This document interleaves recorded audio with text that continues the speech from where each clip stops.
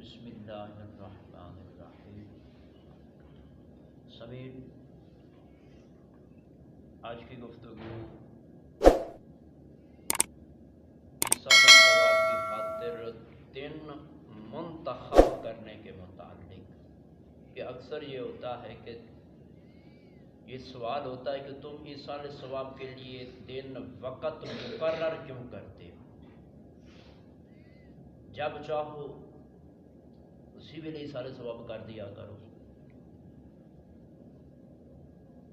تو تعیین وقت یعنی وقت کا مقرر کرنا یہ دو قسم کا ہے، ایک تعیین شرعی اور ایک تعیین عرفی۔ تعیین شرعی یعنی شرعی طور پہ وقت مقرر کرنا، یعنی جو وقت شریعت نے مقرر کیا ہو، جیسے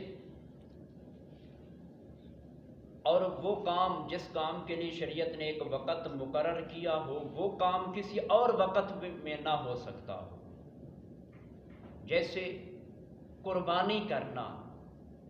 یہ ذی الحج کے مہینے کے اندر 10، 11 اور 12 یہ 3 دن شریعت نے مقرر کیے، ان 3 دنوں کے علاوہ ہم قربانی نہیں کر سکتے۔ اور اسی طرح شریعت نے نماز کی رکعتیں مقرر کی ہیں، تو ان رکعتوں کے اندر ہم کمی بیشی نہیں کر سکتے۔ جیسے ابھی ہم نے 2 رکعت نماز فرض ادا کیے،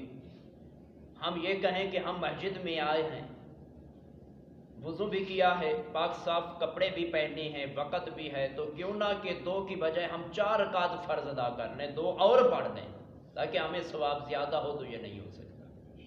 کیونکہ نہیں، ہم اگر ایسا کریں گے تو شریعت کی حد کو توڑیں گے، تو جب شریعت کی حد کو توڑیں گے تو بجائے ثواب کے الٹا ہمیں گناہ ہوگا۔ جبکہ کام ہم اچھا کرنا چاہتے تھے، نماز ہی پڑھنا چاہتے تھے، لیکن شریعت کے خلاف کر رہے تھے، تو اس لیے شریعت نے وہ ہمارا کام ثواب والا گناہ کے کھاتے کے اندر ڈال دیا۔ اور دوسرا ہوتا ہے تعیین عرفی، یعنی عرفی طور پہ کسی کام کے لیے وقت کو یا دن کو مقرر کر دینا، جیسے، اور اس کی ان گنت مثالیں ہیں، جیسے نوافل ہیں، اوقات مکروہہ کے علاوہ جتنی نوافل چاہو جب چاہو پڑھ سکتے ہیں۔ اور اسی طرح دعا جب چاہو جس کے لیے چاہو، دن کو رات کو، فرض نماز ادا کرنے کے بعد، قرآن کی تلاوت کرنے سے پہلے یا بعد میں،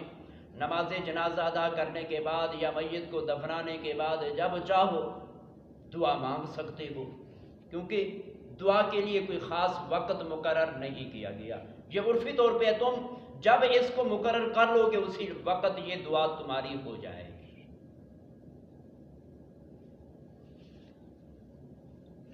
یا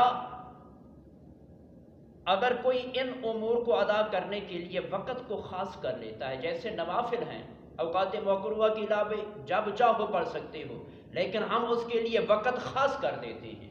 بھی اس وقت پہ ہم نے اتنی رکعتیں پڑھنی ہیں۔ یا ہم درود پاک آقا کی بارگاہ کے اندر درود و سلام کا تحفہ پیش کرنے کے لیے ہم وقت کو خاص کر کے تعداد بھی مقرر کر دیتے ہیں کہ ہم فلاں ٹائم پہ اتنی تعداد کے اندر ہم نے آقا کی بارگاہ کے اندر درود و سلام کا تحفہ پیش کرنا ہے، تو وہ بھی ہو جائے گا۔ اور اس کے لیے چند دلائل بھی ہیں کہ حدیث مبارکہ ہے بخاری شریف کی، حضرت عبداللہ ابن عمر رضی اللہ تعالی عنہ فرماتے ہیں، روایت کرتے ہیں کہ کان النبی صلی اللہ تعالی علیہ وسلم یاتی مسجد قباء کل سبت ماشیا وراکبا فیصلی فیہ رکعتین۔ حضرت عبداللہ ابن عمر فرماتے ہیں کہ نبی کریم علیہ الصلوۃ والسلام کا یہ معمول تھا کہ ہر ہفتے کے دن آپ مسجد قباء شریف تشریف لے جاتے،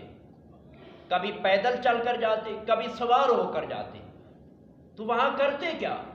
تو فرماتے ہیں کہ آقا علیہ السلام مسجد قباء جا کر فیصلی فیہ رکعتین، 2 رکعت نماز نفل ادا فرماتے، ادا کرنے کے بعد پھر واپس تشریف لاتے. یعنی کہ نبی کریم علیہ السلام نے مسجد قباء جانے کے لیے ہفتے کا دن مقرر کر رکھا تھا، تو ہر ہفتے آپ تشریف لے جاتے. اور اسی طرح حضرت عبداللہ بن مسعود رضی اللہ تعالیٰ عنہ فرماتے ہیں کہ حضور احمد دو عالم علیہ السلام نے، یہ حدیث بھی بخاری شریف کی ہے، اب فرماتے ہیں کہ نبی کریم علیہ السلام نے ہمارے لیے واعظ و نصیحت کا دن بھی مقرر کر رکھا تھا کہ آقا علیہ السلام اسی دن ہمیں واعظ و نصیحت فرمایا کرتے تھے. اور اسی طرح حضرت کعب بن مالک رضی اللہ تعالیٰ عنہ فرماتے ہیں کہ یہ حدیث بھی بخاری شریف کی ہے کہ حضور احمد دو عالم علیہ السلام بہت ایسا کام ہوتا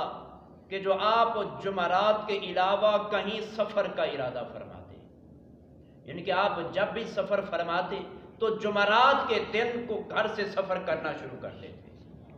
یعنی کہ آپ نے سفر کے لیے دن مقرر کر دیا کہ اس دن ہم نے سفر کرنا ہے. اور اسی طرح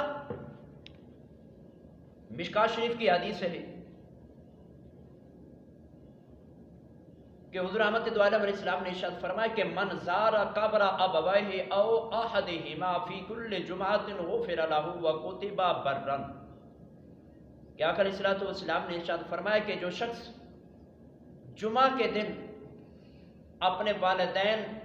دونوں کی یا ان دونوں میں سے کسی ایک کی قبر کی زیارت کرتا ہے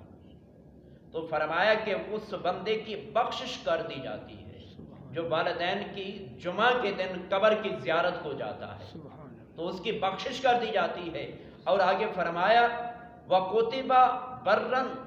اور اسے والدین کے ساتھ احسان کرنے والا لکھ دیا جاتا ہے کہ یہ آدمی والدین کے ساتھ احسان کر رہا. اور اسی طرح مسلم شریف کے حوالے سے کہ حضور احمد دو عالم علیہ السلام سے پیر کے دن کے روزے کے متعلق سوال کیا گیا کہ آقا علیہ السلام پیر کے دن روزہ رکھا کرتے تھے. تو صحابہ کرام نے عرض کیا کہ یا رسول اللہ وجہ کیا ہے، اور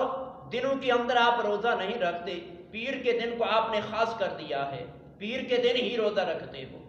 تو نبی کریم علیہ السلام نے ارشاد فرمایا فیہ ولدت وفیہ انزل علیہ،